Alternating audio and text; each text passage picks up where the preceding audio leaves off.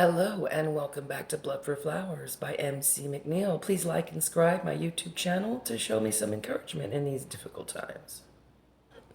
If you've got time, if you're not too busy. I'm sorry, I kid. Okay, so let's go back to ancient Greece. This is chapter 24, Blood for Flowers. Come with me now on a journey through time and space. Now, true to his word, Admiral Vasha and his crew did have the ladies halfway home by sunrise. Most of the women remained in the tents and did not see Apollo rise up over the deep blue sea. Queen Thera, though, awoke from a terrible dream in her private quarters provided by the king.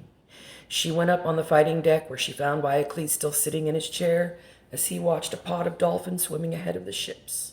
The sky was clear and bright. A gentle, warm wind filled the sails as the crew ate a light breakfast of boiled eggs and bread and honey.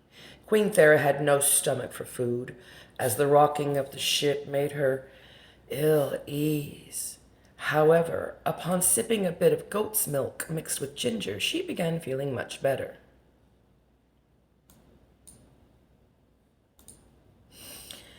A bit of ginger always is good for the stomach. A bit ginger for your belly is always good.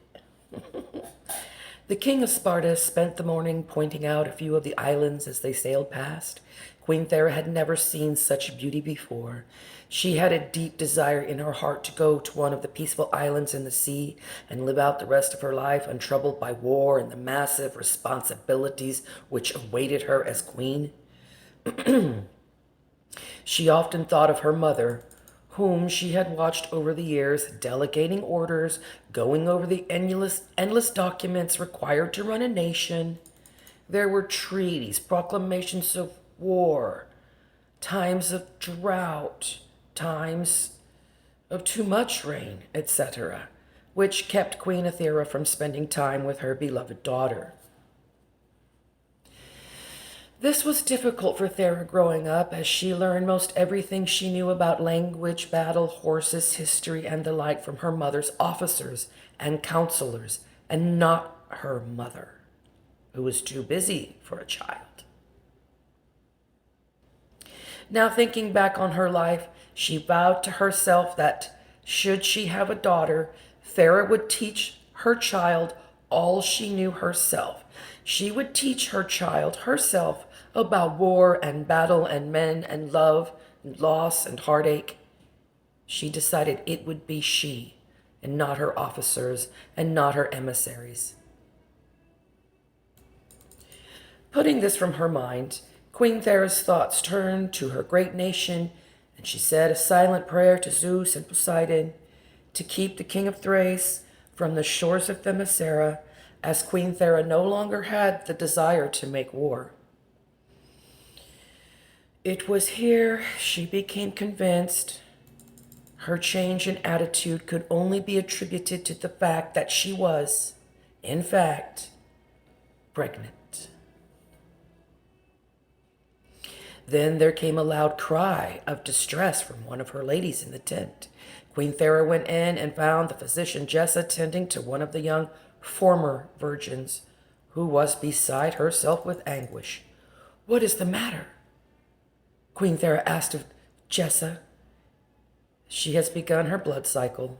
Her womb has not taken the seed," Jessa said, opening up her bag of potions and bandages.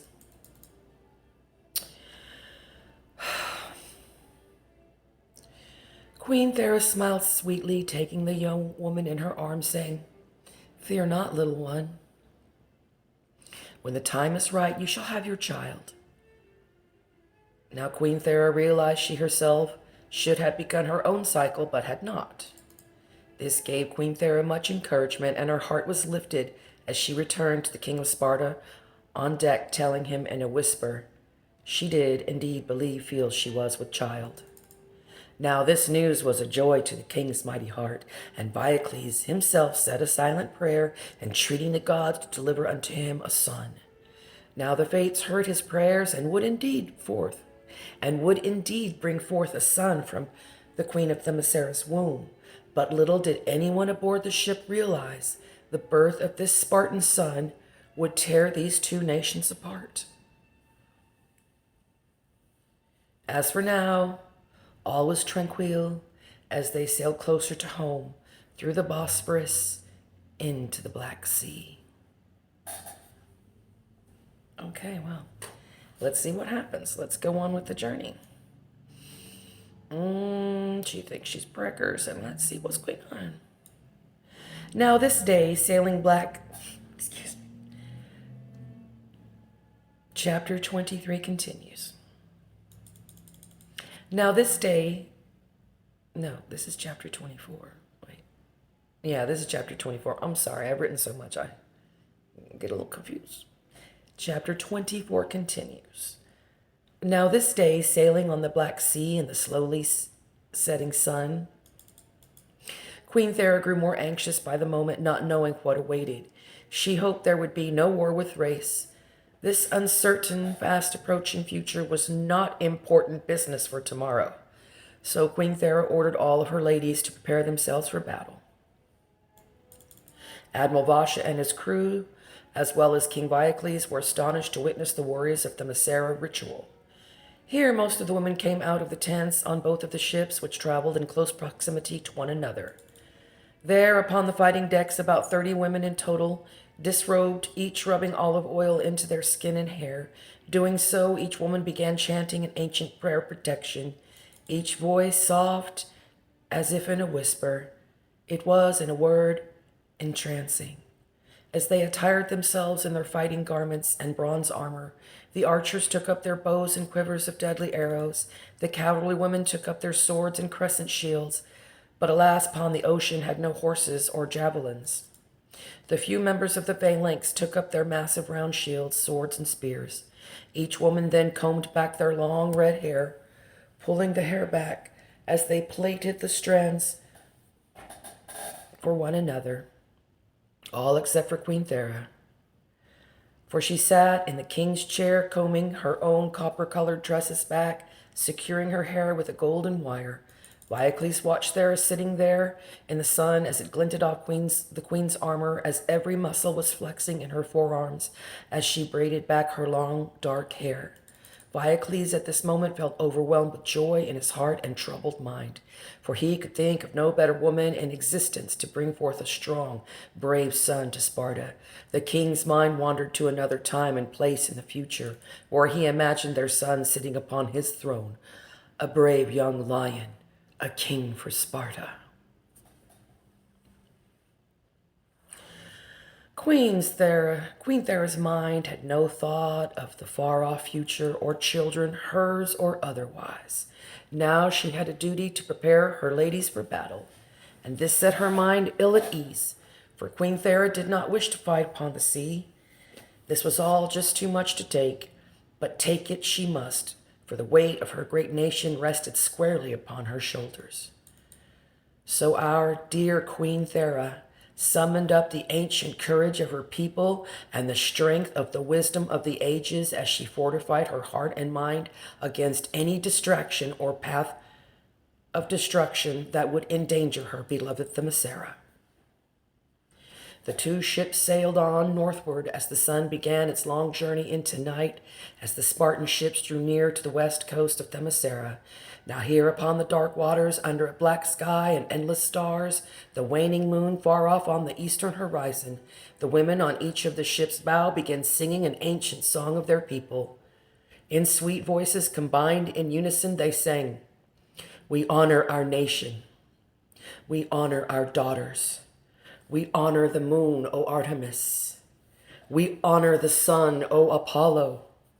We honor the sea, O Poseidon. We honor the dead, O Hades. Through our blood we pledge our unity, loyalty, and respect. We pledge our lives, our fortunes, and our sacred honor."